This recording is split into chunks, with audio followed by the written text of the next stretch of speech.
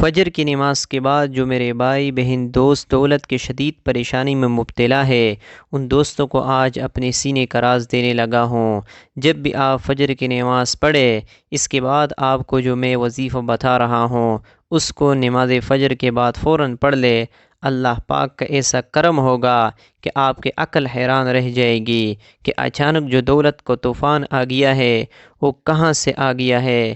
اب بس میرا آج کا وظیفہ، میں ایک خاص تسبیح کا جو آپ کو بتانے لگا ہوں اس کو صرف ایک بار نماز فجر کے بعد پڑھ لو، آپ کی دولت کی جو کمی ہے وہ ختم ہو جائے گی۔ ناظرین، یہ ایک ایسی تسبیح ہے، یہ ایک ایسا عمل ہے، یہ ایک ایسا وظیفہ ہے کہ جس کو کرنے سے اللہ تعالیٰ بہت خوش ہوتا ہے، اور جس سے اللہ خوش ہو جائے اس کی دنیا اور آخرت دونوں ہی سنور جاتی ہے۔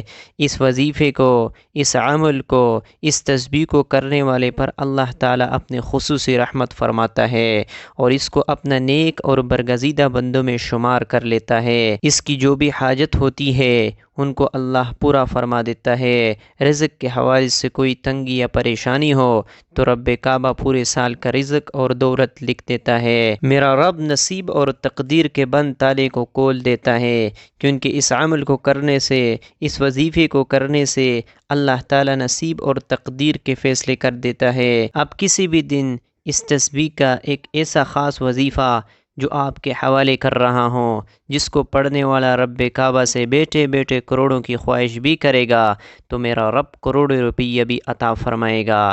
یہ وظیفہ پڑھنے والے سے رب خوش ہو جاتا ہے، اور جس بندے سے رب خوش ہو جائے اس کا ذکر فرشتوں سے کرتا ہے، نام لے کر پکارتا ہے اور حکم جاری کرتا ہے کہ جاؤ اس بندے کی ہر حاجت کو پورا فرما دو، اس کا ہر مقصد پورا فرما دو۔ یہ جو مانگتا ہے، جیسا مانگتا ہے، غیبی خزانوں سے جولیاں بھر دو۔ اللہ والوں، رب کی ذات جب دینے کو تیار ہے تم لوگ لینے سے کیوں انکاری ہو؟ اس کے علاوہ ناظرین، میں اپنے تمام بیٹیوں سے گزارش کرتا ہوں جن کے رشتے نہیں ہو رہے، آپ میں سے بہت سے بیٹیاں، بہت سے بہنیں ایسے بھی موجود ہیں جن کے رشتے نہیں ہو رہے، بہترین رشتوں کے اسباب چاہتے ہیں، من پسند نوکری چاہتے ہیں، قرض دار ہے، قرض سے نجات چاہتے ہیں، میاں بیوی میں محبت کی کمی ہے، تڑپنے والی محبت چاہتے ہیں، نافرمان اولاد ہے، نافرمان شوہر ہے۔ آپ یہ وظیفہ ایک بار کیجئے، جس مقصد کو ذہن میں رکھ کر کریں گے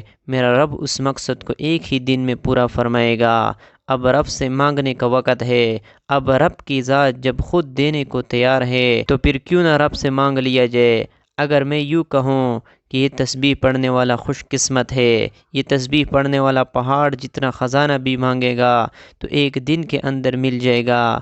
آئیے، جو لوگ اپنے گھر سے بے سکونی، بے برکتی کا خاتمہ چاہتے ہیں، گھر کے حالات کو بدلنا چاہتے ہیں، وہ ایک بار یہ وظیفہ لازمی کرے، پوری توجہ سے رب سے مانگیے۔ صرف ایک تسبیح پڑھنی ہے اور یہ تسبیح عرش الہی سے ٹکرا جاتی ہے، تقدیر کے بند تالے کو کھلوا دیتی ہے۔ یہ تسبیح راستے میں تمام مشکلات، پریشانیوں کو ختم کرتے ہوئے ہر قدم پر کامیابی کو آپ کا مقدر بنا دیتی ہے۔ آپ نے رب کے صفاتی نام پڑھنے ہیں۔ زیادہ لمبا وظیفہ نہیں ہے اور نہ ہی زیادہ مشکل وظیفہ ہے، یہ عمل بہت ہی آسان ہے۔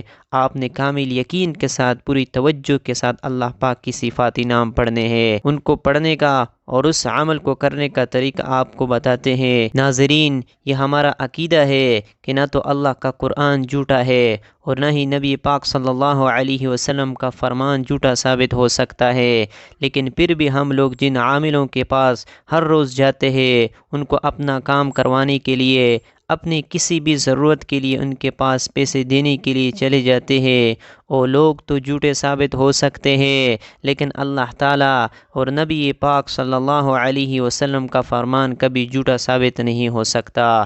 بدقسمتی سے ہم نے قرآن پاک کو کھولنا چھوڑ دیا ہے، ہم نے قرآن پاک کی تلاوت کرنا چھوڑ دی ہے، حالانکہ ہماری جتنی بھی پریشانیاں ہیں، مختلف بیماریوں سے لے کر بڑی سے بڑی مصیبتوں تک جتنی بھی ہے، ان ساری کی ساری تکالیف کا حل قرآن پاک اور حدیث شریف کے اندر موجود ہے۔ قرآن و حدیث سے ہم سارے کے سارے مسائل کو حل کر سکتے ہیں، لیکن ہم نے قرآن پاک کو صرف گھر میں کسی اونچی جگہ پر رکھنا ہی مناسب سمجھ رکھا ہے اور ہر روز اسے اگنور کر دیتے ہیں اور قرآن پاک کو کھول کر اس کی تلاوت کرنا مناسب نہیں سمجھتے۔ لیکن قرآن پاک کی کشش اور خوبصورتی تو آج بھی اسی طرح موجود ہے جتنے آج سے صدیوں پہلے تھی۔ قرآن پاک جس طرح پہلے اپنے سننے والے کو متاثر کرتا تھا اور ان پر اثر انداز ہوتا تھا، اپنے پڑھنے اور سننے والے کی کیفیت کو بدل دیتا تھا، ان کے دلوں کے حالات کو بدل دیتا تھا۔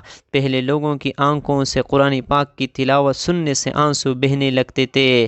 کیا آپ جانتے ہیں کہ یہ تو آج بھی اسی طرح اثر انداز ہو سکتے ہیں؟ دلوں کی دنیا کو بدل کر ہماری ہر مشکل کو، ہماری ہر پریشانی کو، ہماری ہر حاجت کو، ہر مراد کو پورا کر سکتا ہے۔ قرآن پاک کو اس طرح سے پیش کیا جائے جس طرح اسے پیش کرنے کا حق ہے۔ اگر ہم یہ حق صحیح طریقے سے ادا کریں گے تو دنیا و آخرت دونوں جہانوں میں کامیاب ہو جائیں گے۔ آپ کو اگر کاروبار میں رکاوٹ ہے، کوئی بھی کام میں ہاتھ ڈالتے ہو تو نقصان ہو جاتا ہے، تو ان تمام پریشانیوں کو ختم کرنے کے لیے اور اللہ کی رضا حاصل کرنے کے لیے بہت ہی مجرب وظیفہ ہے۔ تو آپ سب سے پہلے نماز فجر ادا کریں، بالکل جو طریقہ بتا رہا ہوں اسی طریقے سے آپ کو یہ عمل کر لینا ہے۔ اپنی طرف سے آپ کو کسی قسم کی کوئی کمی بیشی نہیں کرنی ہے، ورنہ آپ کا یہ وظیفہ اثر نہیں کرے گا۔ آپ نماز فجر ادا کر لے، اس کے بعد آپ وہاں جائے نماز پر بیٹھ جائے اور سب سے پہلے 3 بار سورہ کوثر پڑھ لے، اور اس کے بعد آپ 11 مرتبہ سب سے پہلے یا مجید پڑھ لے، یا مجیدو یا مجیدو یا مجیدو۔